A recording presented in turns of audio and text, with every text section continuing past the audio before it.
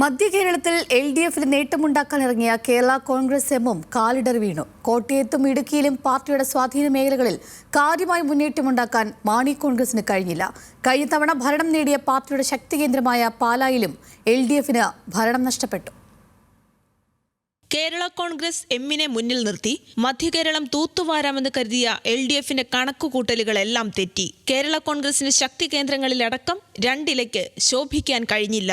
Party chairman Jose K Mani vote ചെയ്ത പാലാ നഗരസഭയിലെ 22ാം വാർഡിൽ കേരള കോൺഗ്രസ് സ്ഥാനാർത്ഥി പരാജയപ്പെട്ടു. കഴിഞ്ഞ തവണ ഭരണം പിടിച്ച പാലാ നഗരസഭയിൽ ഇത്തവണ ഭൂരിപക്ഷമില്ല.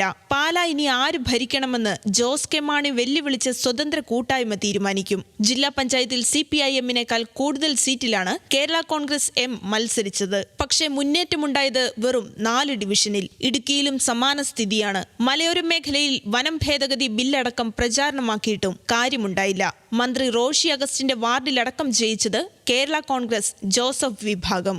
ഗ്രാമനഗര വ്യത്യാസമില്ലാതെ തിരിച്ചടിയാണ് കേരള കോൺഗ്രസ് എമ്മിനുണ്ടായത്. കഴിഞ്ഞ തെരഞ്ഞെടുപ്പിലെ നേട്ടം കണ്ടാണ് ജോസ് കെ മാണിക്ക് സീറ്റുകൾ CPIM വാരിക്കോരി നൽകിയത്.